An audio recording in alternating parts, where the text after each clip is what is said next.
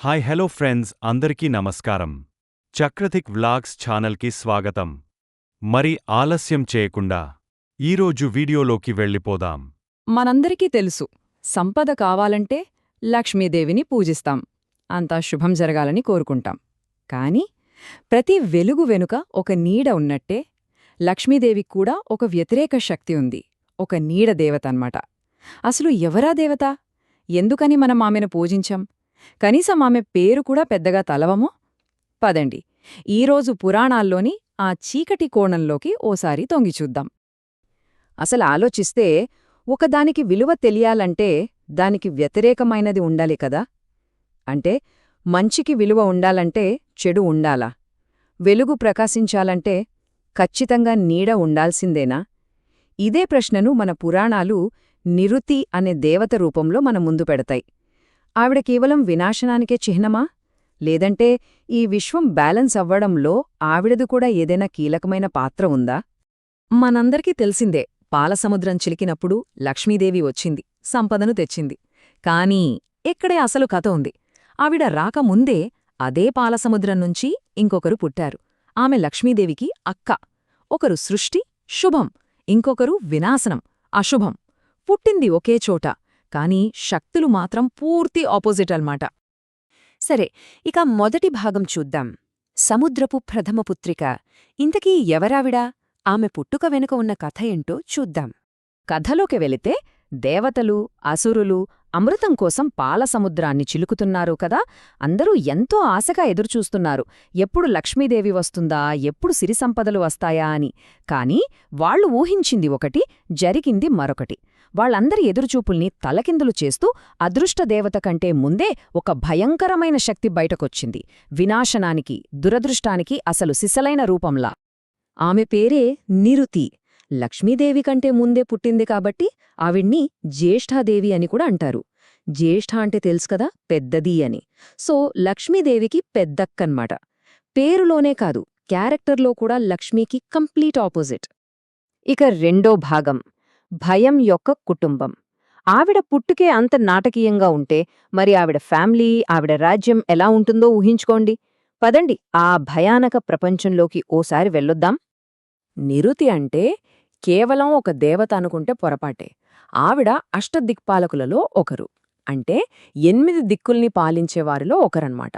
ఆవిడ దిక్కు నైరుతి, అంటే సౌత్ వెస్ట్. కాని అన్నింటికన్నా ఆసక్తికరమైన విషయం ఏంటో తెలుసా? ఆమె వాహనం. అది మరేదో కాదు, ఒక మనిషి, నరవాహనం అంటారు. దీని వెనక ఉన్న సింబాలిజం ఏంటంటే మనిషి చేసే పాపాలే అతన్ని కిందికి లాగి ఆవిడకు వాహనంగా, ఒక రకంగా బానిసగా మార్చేస్తాయట. ఇక పెళ్లి విషయం చూద్దాం. అది ఆవిడ స్వభావానికి తగ్గట్టే ఉంటుంది. వామన పురాణం ఏం చెబుతోందంటే నిరుతి భర్త ఎవరో కాదు, సాక్షాత్తు అధర్మం. ఊహించుకోండి, అధర్మం, వినాశనం, ఈ రెండూ కలిస్తే ఎలా ఉంటుంది? ఆ కలయికే ధర్మానికి వ్యతిరేకమైన శక్తికి పునాది వేసింది. మరి వాళ్ల పిల్లల సంగతి? వాళ్ల పేర్లు వింటేనే ఒళ్ళు గగురుపొడుస్తుంది. మృత్యువు, భయం, నరకం. మనిషి జీవితంలో ఎదుర్కొనే అతిపెద్ద భయాలు, బాధలు ఏవైతే ఉన్నాయో అవే వాళ్ల పిల్లలనమాట. రైట్, ఇక మూడో భాగానికద్దాం, వినాశనం యొక్క పాత్ర. ఇప్పటిదాకా వింటుంటే నిరుతి ఒక నెగటివ్ క్యారెక్టర్లా, ఒక విలన్లా అనిపిస్తోంది కదా. కాని అసలు కథ ఇక్కడే ఉంది. ఆవిడ ఉనికికి ఇంకో యాంగిలుందా? కేవలం చెడుగా కాకుండా ఈ యూనివర్సల్ లాస్లో ఆవిడ రోలేంటో అర్థం చేసుకోవడానికి ట్రై చేద్దాం. చూడండి, సృష్టి చక్రం అనేది ఒక సైకిల్ లాంటిది. అందులో వినాశనం అనేది ఒక ఎండ్ కాదు, నిజానికి అదొక కొత్త బిగినింగ్. పాతది పాడైపోయింది, శిథిలమైపోయింది, పోతేనే గదా కొత్తది రావడానికి చోటుండేది. నిరుతి అంటే సరిగ్గా ఈ వినాశన ప్రక్రియకే ఒక రూపం. ఇది జరగక తప్పదు, జరగడం అవసరం కూడా. అంటే ఆవిడ కావాలనే అందరికీ కీడు చేస్తుందా? అస్సలు కాదు. పురాణాలు మనకు వేరే కథ చెప్తున్నాయి. నిరుతిని మనం ఒక శిక్షాశక్తిగా చూడాలి. అంటే పనిష్మెంట్ ఇచ్చే పవర్ అన్నమాట. మనుషులు చేసే అధర్మానికి, పాపాలకు రిజల్ట్ ఉంటుంది కదా, ఆ కర్మఫలాన్ని అందించేదే నిరుతి. సో ఆవిడ చెడు చేసే దేవత కాదు, మన కర్మలకు తగిన పరిణామాలను, కాన్సిక్వెన్సెస్ను ఇచ్చే దేవత. అయితే ఇక్కడే ఒక సూపర్ ట్విస్ట్ ఉంది. ఇంత పవర్ఫుల్ దేవత, వినాశనానికి అధిపతి, కానీ ఈమె కూడా ఒకరి కంట్రోల్లో ఉంటుంది. ఎవరిదో తెలుసా? కుబేరుడి కంట్రోల్లో. అవును, సంపదకు దేవుడైన కుబేరుడి ఆధీనంలో నిరుతి ఉంటుందట. దీని వెనుకున్న ఫిలాసఫీ ఏంటంటే, ధర్మంగా సంపాదించిన సంపదకు వినాశనాన్ని, దరిద్రాన్ని కంట్రోల్ చేసే పవర్ ఉంటుంది. అందుకే కుబేరుడు ఆవిడ రాక్షస గణానంతటినీ అదుపులో పెట్టగలడు. సరే, ఇక చివరి భాగానికి వచ్చేశాం. శాంతింపచేయబడింది, పూజించబడలేదు. మరి ఇంత భయంకరమైన దేవతతో మన పూర్వీకులు ఎలా డీల్ చేశారు? పూజించలేదు సరే, మరి ఏం చేశారు? మన రోజువారీ జీవితం నుంచి ఆవిడ్ని ఎలా దూరంగా పెట్టారో చూద్దాం. ఒక విషయం చాలా క్లియర్. నిరుతిని ఇండ్లల్లో అస్సలు పూజించరు. ఎందుకంటే ఆవిడ ఉనికి అంటేనే ఇంట్లో గొడవలు, దరిద్రం, బాధొచ్చినట్టే అని గట్టిగా నమ్ముతారు.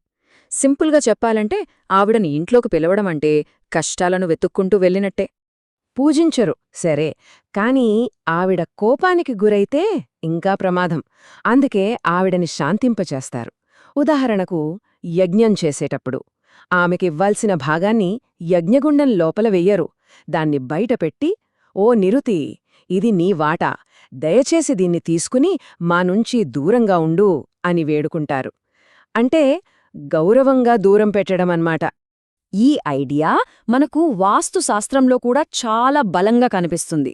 ఇంటికి నైరుతి మూల అంటే సౌత్ వెస్ట్ కార్నర్ నిరుతి స్థానం అంటారు. అందుకే దానికి రాక్షస మూల అని కూడా పేరు. వాస్తు ఏం చెప్తుందంటే, ఆ కార్నర్ను ఎప్పుడూ బరువుగా, స్థిరంగా ఉంచాలి. పెద్ద పెద్ద ఫర్నిచర్ లాంటివి పెట్టాలి. ఎందుకంటే ఆ మూలలో కదలిక, అస్థిరత ఉంటే అది నిరుతి శక్తిని ఆకర్షిస్తుందట. సో బరువు పెట్టి ఆ స్థానాన్ని అణిచివేయడం ద్వారా ఆ డిస్ట్రక్టివ్ ఎనర్జీని కంట్రోల్ చేయవచ్చని ఒక నమ్మకం. ఇదంతా విన్నాక మనలో ఒక ఆలోచన మొదలవ్వాలి. సృష్టి జరగాలంటే వినాశనం కంపల్సరీ అయితే, మరి ఆ వినాశనానికి రూపమైన నిరుతి ఇంకో యాంగిల్లో చూస్తే ఆవిడి కూడా ఒక క్రియేటరే కదా. పాతది పోతేనే కొత్తదొస్తోంది, శిథిలాల నుంచే కొత్త మొలక పుడుతోంది. మరి మనం ఇంతలా భయపడే ఈ దేవత నిజానికి ఒక కొత్త ఆరంభానికి దారి చూపే ఒక అవసరమైన శక్తా? కాస్త ఆలోచించాల్సిన విషయమే కదా ఇది.